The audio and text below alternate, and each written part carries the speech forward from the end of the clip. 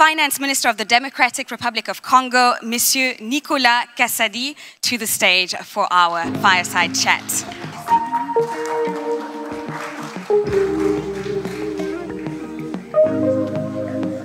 Honorable Minister, it's a pleasure to have you here. Thank you so much for joining us. You represent a very large country, rich in minerals, natural resources, and opportunities. Now, you've joined office recently, a little over a year ago, and I'd like you to, perhaps with our first question, reflect back and look forward at the same time. As Finance Minister, what is your top priority when it comes to infrastructure development for the country? Okay, thank you. Yes, first of all, let me tell you that it's a pleasure for me to be here because we acknowledge the big work, job done by AFC to find solution to finance infrastructure in Africa. So it was important for DRC to be present here because we are newcomer in the team of IFC member countries, and we expect a lot from this membership. On your question, yes, it is clear that a country like DRC, which went through a lot of things through history, infrastructure is one of our more important needs, very critical. We are among the countries that are more in need of infrastructure, and financing that is a key priority. And for me, what we are doing is, first of all, to raise public funding accordingly, because we are doing our best to raise the level of the ratio of public income through GDP, and we are doing quite well, thanks to a lot of reasons. One of that is that we have raw material that are very critical to the energy transition, and with a high price, high level of price globally. So we take advantage of that, and we are putting in place key reforms. First of all, to have more funding locally and externally, and that's why we are a new member of AFC. And second, we are putting in place key reforms because the model is important. Not only the money, but also the model to attract public and private funding accordingly. That is the key part of my daily job. And what are you doing when it comes to making the DRC appealing to foreign investors? Yes, first of all, we want to make things very simple and clear. Very clear policies and to facilitate business environment, and allow our investors or global investors to see the opportunities that the country is giving, because in terms of opportunity, it is one of the biggest opportunity land in the world, DRC. But we have to change that potential to reality. Absolutely, and one thing that has been coming up, well, throughout the day is the notion of local value creation and industrialization. Now, looking at a country such as the Democratic Republic of Congo, where you have a lot of natural resources, but where, for the most part, it has been exported in raw form. How are you going about economic diversification and increasing local value content creation? Yes, absolutely, you're right. You are raising a very relevant question. Having more value added internally is a key priority in terms of diversification. We have the mining sector, where we are one of the best in Africa in terms of potential, but we have also agriculture. But we start by the mining sector. And our short-term objective is to be able to start transforming our raw material into, like, the battery component, precursor of batteries. We have some project. We have started with Zambia, and this will change completely the situation of the country. This will bring Congo into the industrial world and add value. We are talking about billions. We can move to trillions very quickly, and that is one of our key objectives. And a big topic at the moment, Honourable Minister, is that of net zero. And the fact that the world is moving towards reducing climate and carbon emissions. Now, what I found quite interesting is that, well, when we think of net zero, we obviously have to think of the minerals that are being used in the batteries that are going to replace some of the emissions that we're currently using. Now, there was a study that was made which identified the DRC as one of the potentially leading countries to be able to develop particularly lithium. So where are your plans in terms of that? Yes, and that study made by Bloomberg, which is a reliable entity. Bloomberg said that it is 3 times more profitable to do it in DRC than doing it in China or in the United States. That means that we are the future. That is our comparative advantage. We want to take advantage of that, and we are doing that. We are in the process of doing that in this short term. But when you talk about zero carbon, that's why we say that we are a solution. We are a solution country for the world, because we have the assets. We have the 70% of the world cobalt is in DRC. We are among the top producer of copper, etc. So we are bringing solution. But also, I heard the voice raised by our leaders, the President of Ghana and the Vice President of Nigeria this morning, saying that we need strongly to have a common narrative when it comes to effort to achieve our global goals in terms of climate challenges. And it is obvious that we are not part of the problem. We are the solution, we bring the solution, but we don't get back what we should get back in terms of solidarity at the world level. It was said that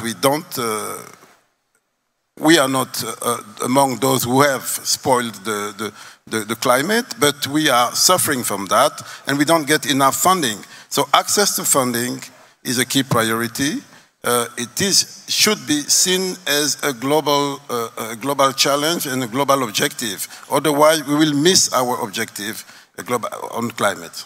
Indeed, and I think it was the president of Ghana who noted this in terms of COP26, and he said that we hadn't gathered together, but it seems that we are all suffering together for something that wasn't necessarily created by us. In terms of COP27, what are your ambitions for the country, and what are you expecting? No, first of all, let me tell you, an example like DRC, we have in our country is as big as all the Western Europe, and even more than that. We have 60% of the rainforest of the continent, so it's an asset for the world regarding climate. But we receive only less than 5%. We receive only less than 5% of the green finance that goes to Africa. This is completely unfair, and we will miss, if we miss our development, the world will miss its climate objective, and we'll all be missing. So that is something that is important.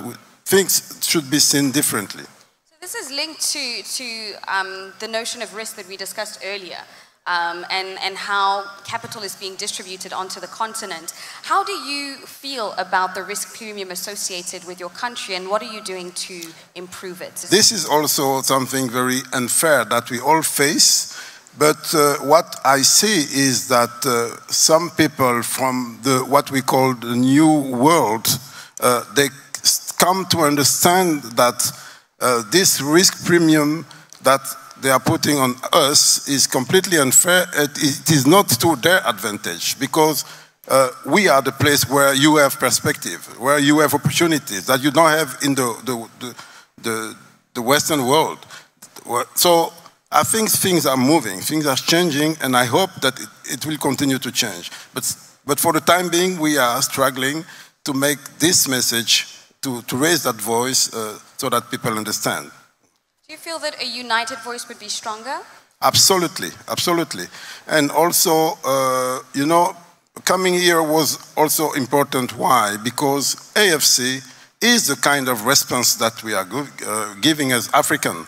Because in an African initiative, African funding for African challenges regarding infrastructure.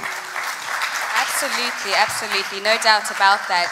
And on the notion of industrialization, or let's call it mass industrialization, how can a country such as the Democratic Republic of Congo leverage its natural resources for accelerating industrialization?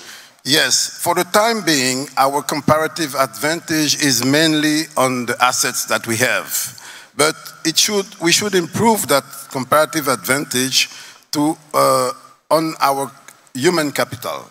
That's why it is so important to invest in human capital, because that is the things that will make the change. Now it is profitable to make batteries in DRC more than China and US only because of national resources.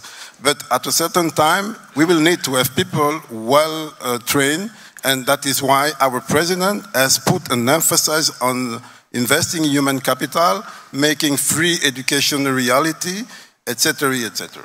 I'm so glad, Honourable Minister, that you raised that notion. That was going to be my next question. In terms of human capital, I mean, for a lot of our nations, we are the youngest continent, and for a lot of our nations, we have an issue when it comes to the youth and the economic environment upon which they're going to find themselves in. How are you tackling this in the DRC? That's what I was saying. First of all, we start by the foundation. You know, education, I think every country in Africa, they talk about free education for all, but it's not a reality. So starting to do that is the first step. Then you get at the secondary level, at the vocational training and all the other activities.